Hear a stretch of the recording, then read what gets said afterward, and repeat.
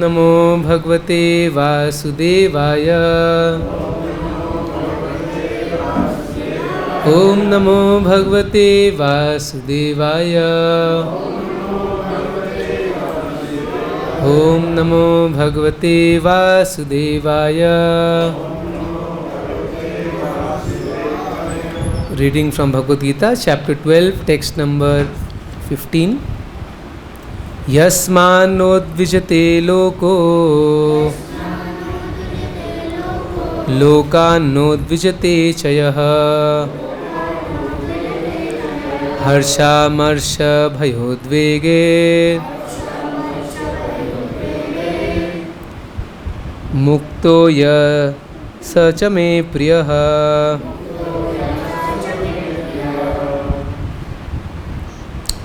Okay, yasmat, from whom, na, never, udvijate, are agitated, lokah, people, lokat, from people, na, never, udvijate, is disturbed, cha, also, yah, anyone who, harsha, from happiness, amarsha, distress, bhaya, fear, udvegahe, an anxiety, muktah, freed, yaha, who, saha, anyone, cha, also, me, to me, priyah, very dear.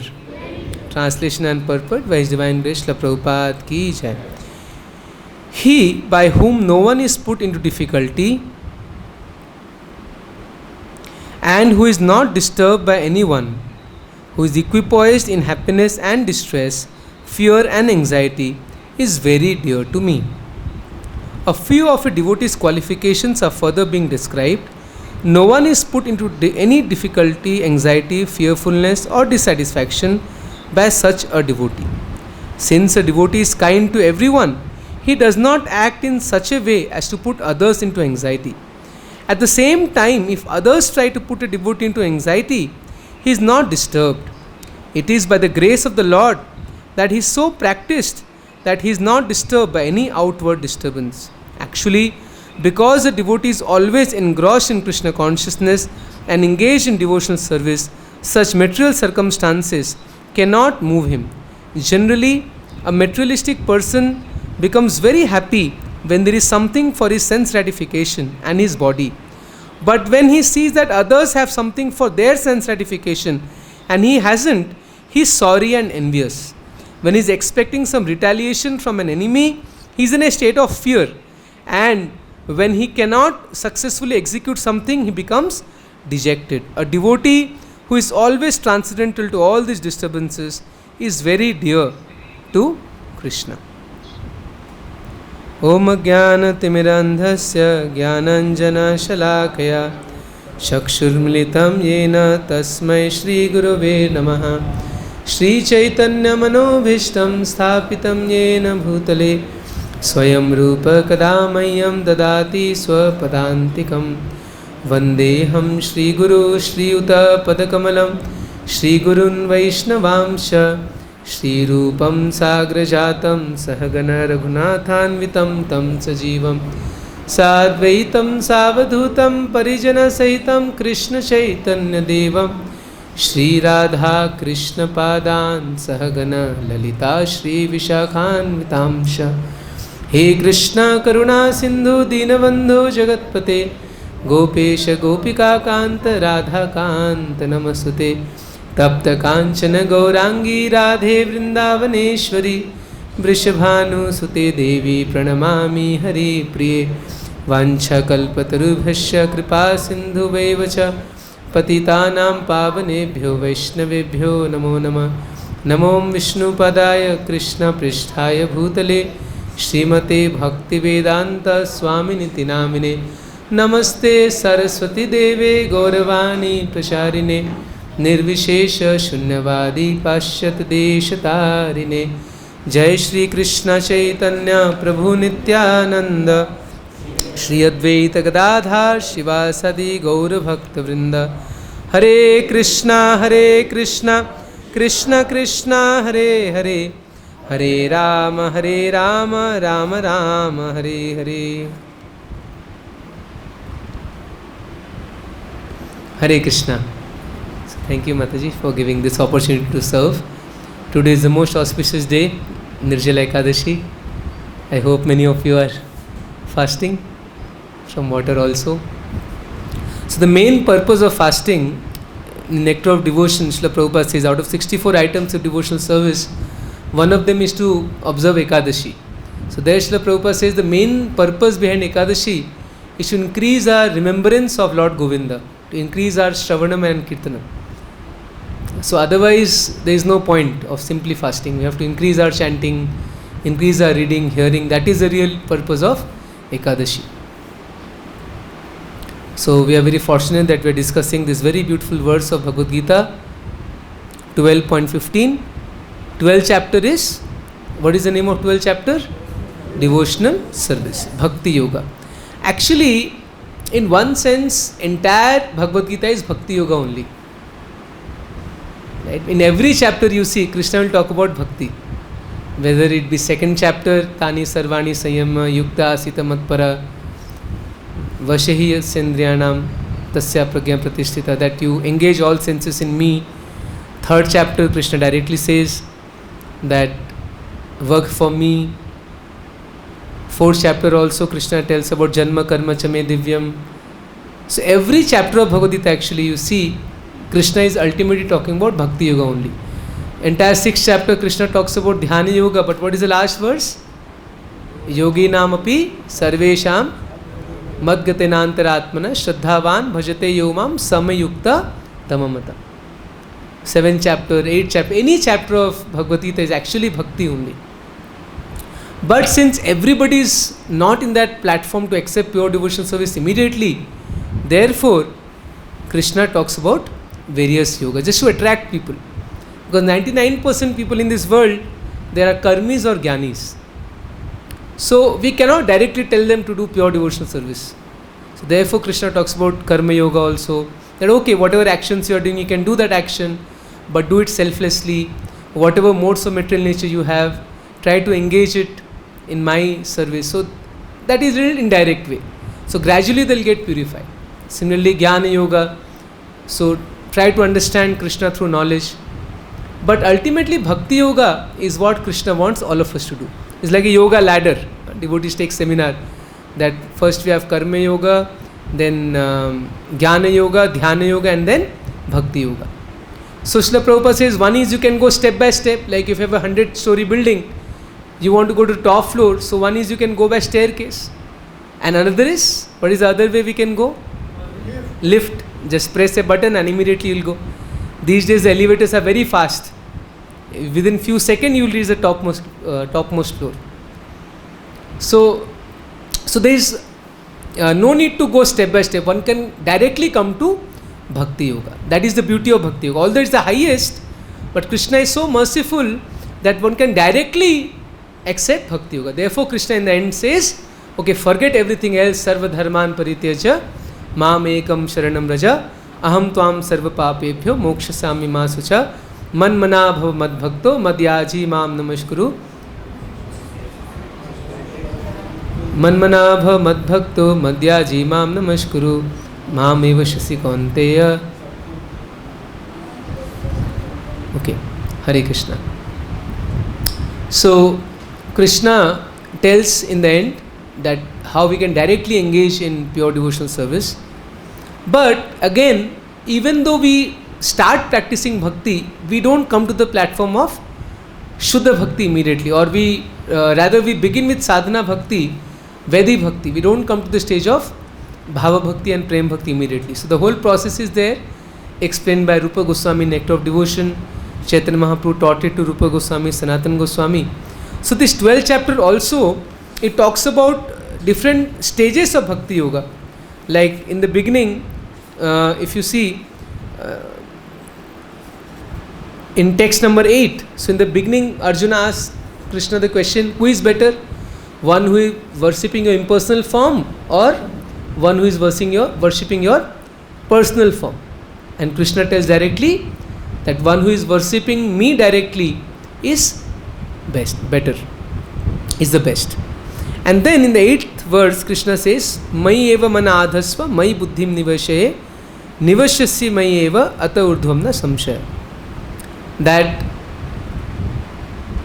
those who have fixed their mind upon me, those who have fixed their intelligence upon me fully, they live in me. That means they live in direct relationship with Krishna. Srila Prabhupada gives a very beautiful purport. He says that one who is engaged in Lord Krishna's devotional service lives in a direct relationship with the Supreme. He does not live in the material plane. And Srila Prabhupada makes a very beautiful line. He says that as soon as a devotee chants Hare Krishna, what happens? Krishna and his internal potency are dancing on the tongue of the devotee. In the moment we chant Hare Krishna, Krishna Krishna, Hare Hare, Hare Ram, Ram Ram, Hare Hare. So Krishna and his internal potency, Srila Prabhupada doesn't write the name, Srimati Radharani, they are dancing on the tongue of a devotee. When he offers Krishna food, Krishna directly accepts those eatables. So that means, so this verse is talking about those who have already perfected the devotion service, or they have reached the stage of Bhava Bhakti or Prema Bhakti.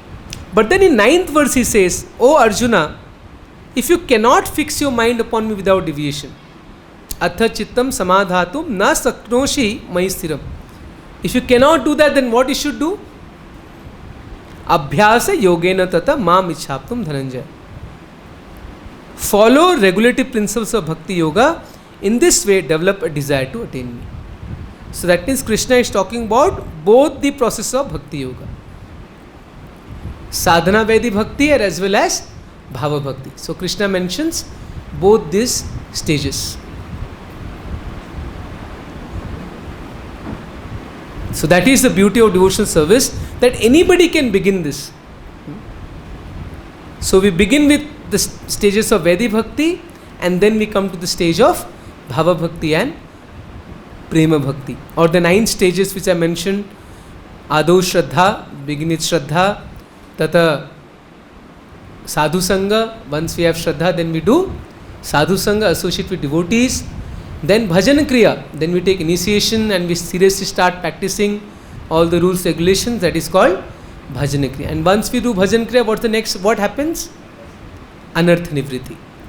So because these anarthas are the cause of our bondage, forgetful of Krishna, all these dirty qualities that we have, lust, anger, greed, pride, illusion, envy, this kam, krodh, lobha. So these are the dirty things which has covered our consciousness. Our consciousness has been covered by all these things. Therefore, the first verse of Sikshashtakam, imagine Chaitanya Mahaprabhu wrote only 8 verses. And the first word of the first verse is what? Cheto Darpan Marjan. Talks about Chitta. That means our consciousness. That our consciousness has been contaminated. So there are 2 kinds of consciousness. One is contaminated consciousness, and another is pure consciousness, divine consciousness. So most of us, our consciousness has been contaminated. So we have to purify our consciousness. And how to do that? By the process of Vedi Bhakti. In the purport, Srila Prabhupada says that one has to get up early in the morning. First of all, one is to follow the guidance of an expert spiritual master. So Vedi Bhakti means one need to have a spiritual master. And spiritual master, of course, Srila Prabhupada is the main spiritual master, but still we need to have some living devotees who can guide us. If we don't have some devotee in our life who can actually correct us, who can guide us, then it's difficult to make progress. We need someone who can chastise us, who can correct us, who can guide us. That is very important. And then Prabhupada is saying we should rise early in the morning, take bath, enter the temple, collect flowers, cook for the deities. So many things, take prasadam, hear Bhagavad Gita, Bhagavatam. And then Srila Prabhupada says this practice can help anyone rise to the level of love of God. And then he is sure of his progress into the spiritual kingdom of God. So anyone who follows this Vedi Bhakti seriously, he is sure, Srila Prabhupada is saying, of his progress into the kingdom of God. The practice of Bhakti Yoga under the rules and regulations with the direction of a spiritual master will surely bring one to the stage of love of God. Surely. Srila Prabhupada doesn't say may or most likely no. What words he is using? Surely. There is no doubt about it. If someone performs bhakti based on the regulative principles, based on the instructions by the spiritual master, then surely he will come to the stage of love of Godhead. And then again in verse 13 to 15, Krishna is saying, what are the symptoms of a person who has attained prema bhakti or attained pure love of Godhead? What is that? So Krishna is saying in today's verse, first 13th 14th verse, Adveshta sarva bhuta nam maitre karuna evacha nirmamo nirahankara sama dukha sukha shami santushta satatam yogi yatatma dhrida nishchaya mai arpito mano buddhir yo mad bhakta same priyah. One who is not envious but is a kind friend to all living entities. So the first quality of a pure devotee is adveshta, non-envious. In Srimad Bhagavatam also the second verse talks about Parmo Nirmat Saranam Satam, Nirmatsar. So this Matsara or envy is a very, very bad quality. In Bhagavad Gita also, if you remember 9th chapter, in the beginning Krishna says, "Oh Arjuna, I am giving you this knowledge because you are non-envious." I think 10th chapter? Yes, 9th also he says. Anusuyave pravakshami idam tute guhyatamam pravakshami anusuyave jnanam vijnana sahitam yajñatva moksha se subhat. Krishna is saying, "O Arjuna, because you are non-envious, anusuyave, therefore I am giving you this most confidential knowledge." So non-enviousness is a very, very important quality of a Vaishnava.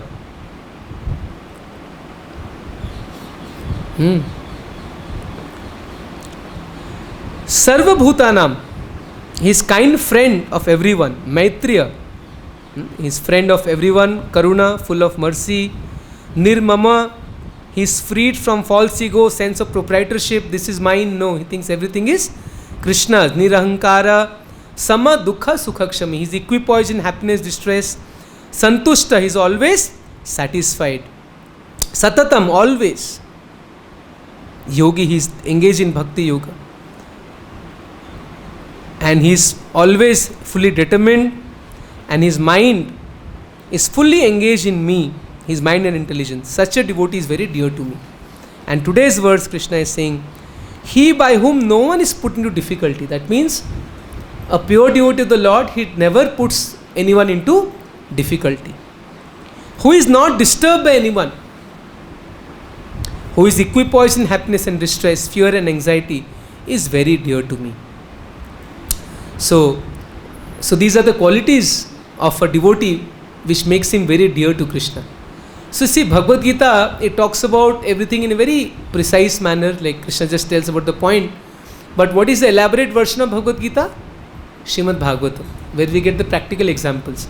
So as I was just reading this verse, few examples of devotees came to my mind. So which devotees come to your mind by reading these qualities? He doesn't put anyone into anxiety. He is never disturbed in happiness and distress. Can you name some examples? Yes, Prahlad Maharaj is the foremost. And who else? Yudhishthir Maharaj, okay. Ambarish Maharaj, yes. And recent? Yeah, Chitraketu in Srimad Bhagavatam. Okay, Chaitanya Mahaprabhu's pastimes, which devotee comes into mind? Haridas Thakur, yes, is the most striking example. So maybe, Kholave Sridhar, yeah. But specifically, he never puts in anyone into difficulty, and he is not disturbed even if someone tries to put in difficulty. So Haridas Thakur, Prahlad Maharaj, these two, and Ambarish, there are so many examples, Ambarish Maharaj, but specifically, these two examples are very, very inspiring. Example of Prahlad Maharaj and Haridas Thakur. So maybe 10-15 minutes we can just discuss the glories of these wonderful devotees, how they are exhibiting this quality. So we see in the life of Haridas Thakur, his famous pastime, when Haridas Thakur was called by the Muslim king that why are you chanting the name of Hindu god? You are so fortunate, you have taken birth in a Muslim family and you are chanting the names of Hindu god? You are so such a foolish person. Chant the names of Allah. But what Haridas Thakur replied? He said, "O king, the Supreme Lord is the same. You may call him by Allah, we call him by Krishna." Then the king said, "If you don't stop chanting, I will kill you." Then Haridas Thakur said that even if you cut my body into hundreds and thousands of pieces, still I will continue to chant Hare Krishna, Krishna Krishna, Hare Hare, Hare Ram, Ram Ram Hare. And then what happened? Of course, the king became angry, and then the king ordered the punishment that he should be taken to 22 marketplaces and he should be beaten to death. Imagine such a severe punishment. Very strong people with heavy iron chains, they took Haridas Thakur to different marketplaces, and in front of the public he was being beaten very severely, and all the people, they were crying, they were feeling so sad that this saint, he's being beaten. And you know what happened that time? Chaitanya Mahaprabhu wanted to send Sudarshan Chakra and kill all of them, but Haridas Thakur prayed to the Lord, "Oh Lord, please forgive them." So the prayer of Haridas Thakur was so strong that even Lord could not send his Sudarshan Chakra. He also changed his decision.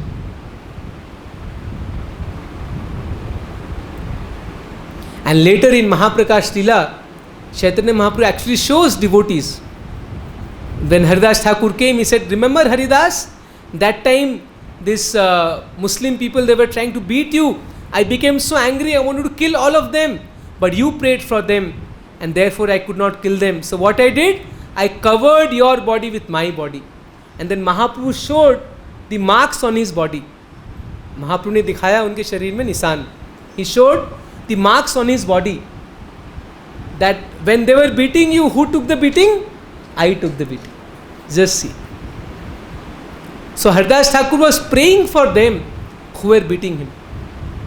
Not only that, they were trying to beat him and they went to so many marketplaces, but Haridas Thakur was not getting affected. He was protected by the Lord. So these executioners, those who wanted to kill him, so they became very afraid. What they said? That if we can't kill you, then the king will kill us. Please do something. So just see the heart of Haridas Thakur, that he thought that why should someone else be put into difficulty because of me? Like today's verse. Yasman nod vijate loka. He didn't want to put them in trouble. He said, okay, because I am living, you are in trouble, okay, I will die. So on his own, Haridas Thakur, he left his body. And then what happened? They threw his body to Ganga, because the king said, "Oh, if you bury him, then he may get Jannat. So don't bury him, or don't burn him, throw him in the Ganga." So they threw his body in the Ganga. Haridas Thakur. But of course, Haridas Thakur, again he came back to life, and again he came out of the Ganga and again started chanting Hare Krishna, Krishna Krishna, Hare Hare, Hare Ram, Ram Ram, Hare Hare. And this news spread everywhere that he's a real saint. He came back to life after being thrown into Ganga. And then the Muslim king also came and apologized to Haridas Thakur. So the point here is that how he didn't want to put anyone into trouble. He prayed for them first of all to Krishna. And then when they said that because you are not dying, we will be killed, so he pretended as if he was killed. So just see heart of a pure Vaishnava. What kind of heart they have. Prahlad Maharaj, after all the torture he went through, finally Lord Nrsimhadev came, he killed Hiranyakashipu, and then when Lord said, "Ask me for a boon, benediction," then what Prahlad Maharaj said? "Please forgive my father. So this is the heart of a Vaishnava. We can't understand. I was hearing one lecture by Srila Prabhupada. The name of the lecture is Heart of a Vaishnava. That lecture Srila Prabhupada gave in Vrindavan only. And that is about Draupadi. You know the story in first canto? That after Mahabharat, Ashwathama, he killed the 5 sons of Draupadi. The Pandavas, the 5 brothers, they had one son. So 5 sons. Draupadi had 5 sons. And the whole Mahabharata was over. And Draupadi in the night only, she went. The sons were not very old. They were like 16, 17-year-old teenagers. So Draupadi put them into sleep. And the son said, "Oh mother, please come tomorrow to wake us." And then what happened in the night? Ashwathama came and killed all of them. He thought these are the 5 Pandavas. So he killed them and took their head and gave it to Duryodhan. And when Duryodhan saw, he also became so angry. He said, "What have you done? These are not Pandavas, these are sons of Pandavas." I mean, Duryodhan was not happy. Although he was so cruel, but by seeing the 5 heads, even he was not happy. And then Arjuna became furious. He wanted to kill Ashwathama. He went after Ashwathama, he caught him, he brought him like an animal before Draupadi and wanted to kill him. But what Draupadi said? No, leave him.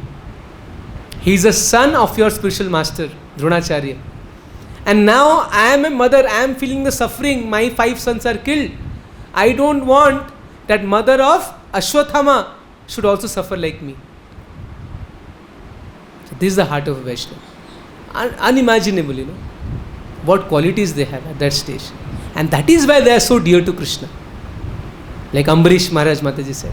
Why Krishna says, "Aham bhakta paradhino"? He is not under any devotee XYZ, no. A devotee like Ambarish Maharaj. Because he didn't offend Ambarish Maharaj, he just took little Charnamrit. But then Durvasa became so angry and he took out a demon, wanted to kill him. And you know the story that how Sudarshan came and Durvasa Muni was running all over the universe. He went to Brahma, Lord Shiva. Nobody could save him. He went to Lord Narayan. And then Lord Narayan said this. Aham bhakta paradhino. I am under the control of my devotees. Sadhunam hridaya mahyam. That I am in the heart of devotees and devotees are in my heart. I don't know anyone else other than my devotees. So the same thing Krishna is saying. Same chame priya. In this, all these 5-6 verses, in the end Krishna will say, such a devotee is very dear to me. So, of course, all devotees are dear in one sense, but actually if you really want to be dear to Krishna, then we must have these qualities. So only a premi bhakta, only a pure devotee who has all these qualities, he is dear to Krishna. And then Srila Prabhupada explains the purport that in under any circumstances, he is not disturbed. Like Prahlad Maharaj, whatever was the circumstance, he was just meditating on Lord Vishnu. He was not disturbed. Chitraketu Maharaj also Mataji was mentioning.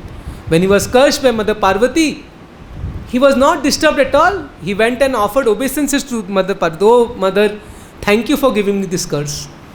And Mother Parvati was shocked. What is this? I cursed him to become a demon and he is not at all angry. He is not upset. He is smiling and saying thank you. And then Lord Shiva told, Narayana parasarve na kutashana vijyati swarga apavarga narkeshu apitulyat darshana. My dear Parvati, there is nothing surprising because a devotee of Krishna, he is not disturbed wherever he is sent. He can be sent to Swarga, Narka, or wherever he goes. A devotee is never disturbed. Because materialistic persons, what happens? If he has something to enjoy for his senses, he becomes happy. And when he sees that others has more facilities than him, he becomes, if he sees envious.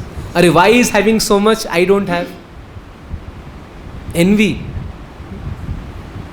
Even devotees we have envy.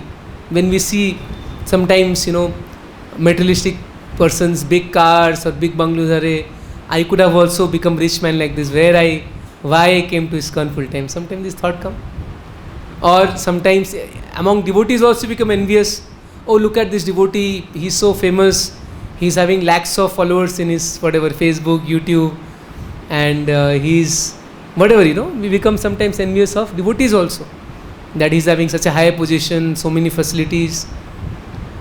No, a true devotee is never envious. So non-enviousness is a very important quality of a devotee. Envy is a very dirty quality.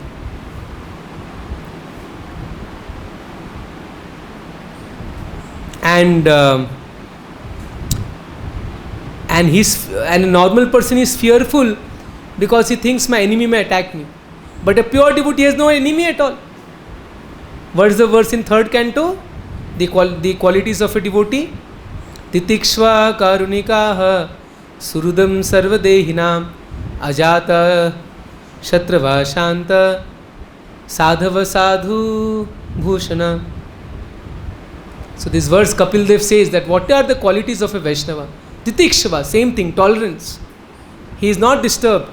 Karunika, merciful. Titikshva, Karunika, Surudam Sarvadehinam. He is merciful to all living entities, not only human beings but for everyone. Ajata Shatrava Shanta, he doesn't have any enemy.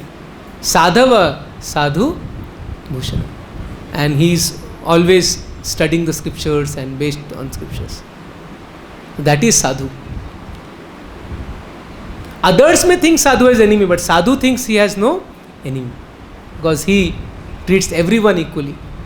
I just remembered now that once I heard this story from Mrs. Gopal Krishna Maharaj, that Srila Prabhupada was in Canada in 1969 or something like that, and one Indian gentleman, he offended Srila Prabhupada very much in his lecture. Srila Prabhupada was giving a public program. In the end of the program, he made very offensive remarks and he was very disrespectful, and he really offended Srila Prabhupada. And Prabhupada didn't react. And when the time Srila Prabhupada was leaving Canada, he told Maharaj that gentleman, when you meet him, you give my blessings to him. I was shocked that what is this? He offended you so much? Then Srila Prabhupada said, no, he was just an instrument of my karma. Instrument of my karma. That means I deserve to get that, so he just happened to be an instrument of my karma. So that is the thought of a pure devotee, that even if someone offends him, he thinks that I deserved it, so therefore he just became an instrument of my karma.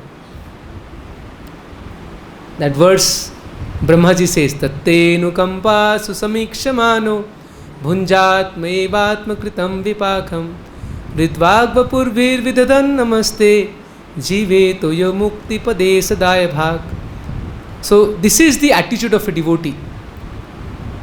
Tattenu kampa susamikshamano bhunjana evatma kritam vipakam. So whatever difficulties come in the life of a devotee, he thinks that it is because of my papa, my sin. I have done so much sinful activities, therefore I am getting my reaction, and Krishna is merciful, he has reduced the reaction for me. And whatever may be the circumstances, he continues to offer his devotional service. Ridvak Vapurvir. From his heart, from his words, from his body, he continues to worship the Lord. Whatever difficulties may come. Such a devotee, he is sure to go back to God. Like Prabhupada uses the word sure. Liberation is his rightful claim. Uska haq ban jata hai, He has that right. Just like a son has right over his father's property. Similarly, a devotee, he has right to the kingdom of God. So if he lives his life in such a way, then he is sure to go back to Godhead. And even if he is not successful sometimes in performing some activity, a devotee is not dejected. He thinks it's up to Krishna. Like we see Srila Prabhupada's life. He tried so much. He started League of Nations. He started so many things he tried before going to America. And everything failed. So many times he started business in Prayag, in Lucknow. It failed. But Srila Prabhupada didn't become disturbed. He didn't give up. He kept on trying. That is again a quality of a devotee. The success or failure, he is not affected. He thinks up to Krishna, he just does his duty.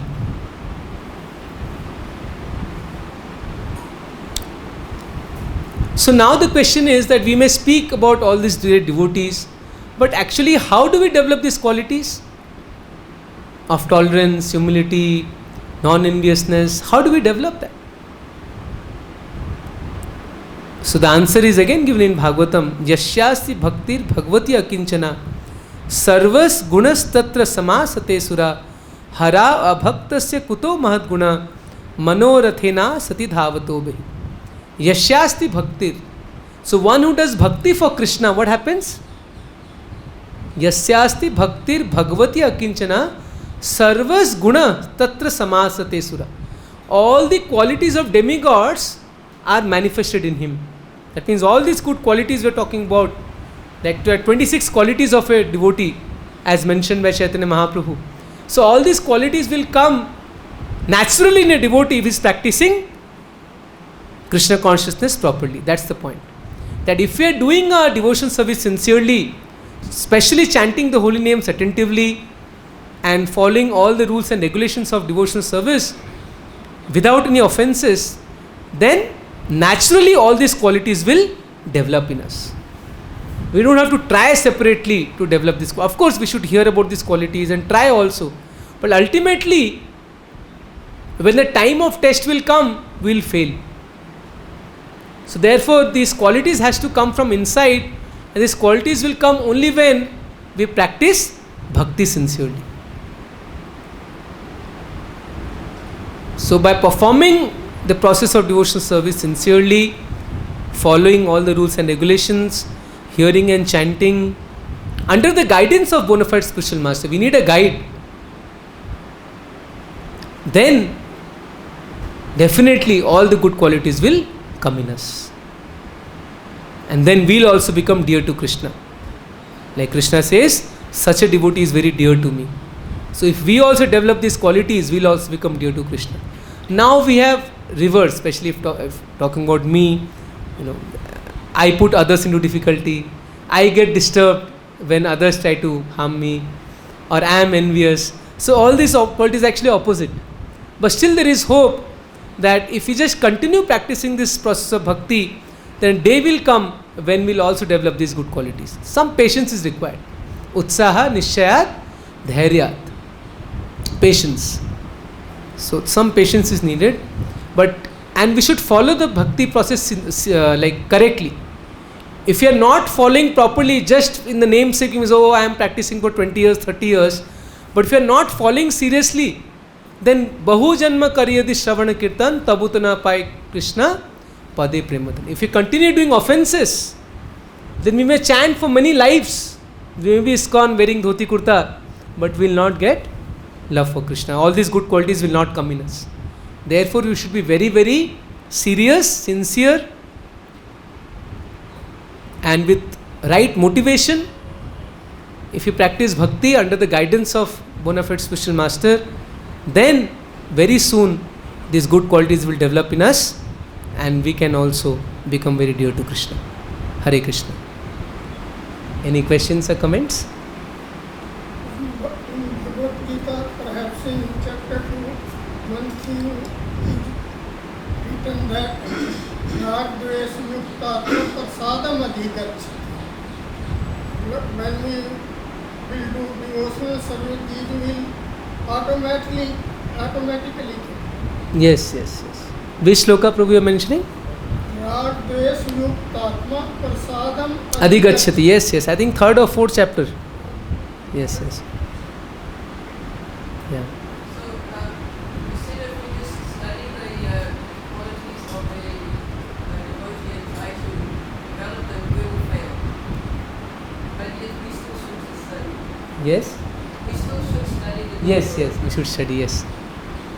Yeah. But at the same time, it's quite beautiful. Yes, Mataji. Yeah. So we should study the good qualities of devotees, hear about them, but ultimately, as we become purified by our bhakti yoga, the principles of devotional service, then these qualities will manifest within us. You said Yes, yes. With the person regularly criticized Bhakti Samskriti. Yes. One day that person died. When Bhakti Samskriti Maharaj heard the news, he shed tears.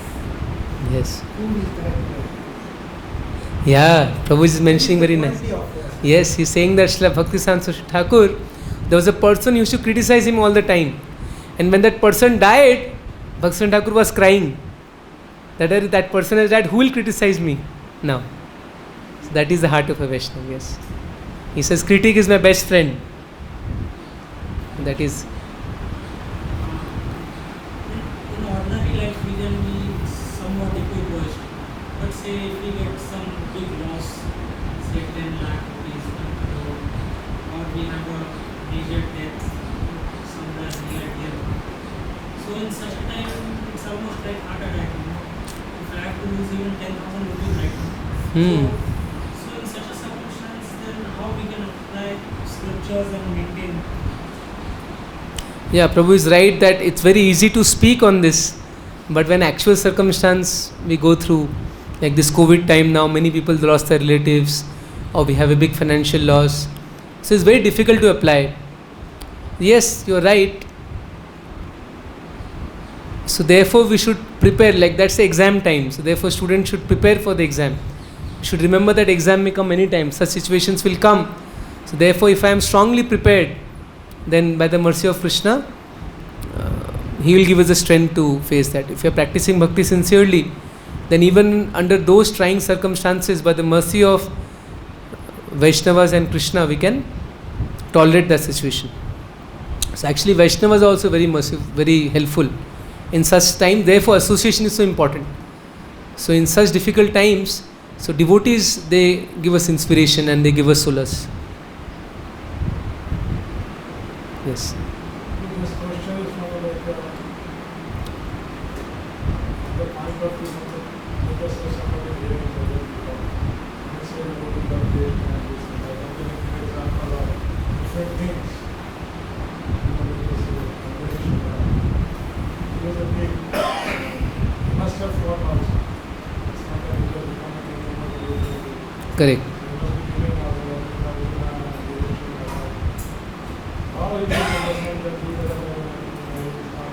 Yes, very nice question. That we see these pure devotees there, sometimes even Arjuna, Ambarish Maharaj, he fought also. So I think that fighting was as a matter of duty. Like see Arjuna, if you see in first chapter, he avoided fighting. So that is the quality of, Prabhupada says, that this is the quality of Vaishnava. He was saying that I am ready to become a beggar, but I don't want to kill my relatives. So still Arjuna had that compassion. He was not happily killing them. No, he had that compassion, but being ordered by Krishna as a duty, he did that. So a devotee tries to avoid as much as possible, but for his service, if required, sometimes it takes such actions. Hare Krishna. Okay, so today is Ekadashi. We can continue with our chanting, kirtan and other things. Thank you all for attending the class. Srimad Bhagavad Gita ki Jai.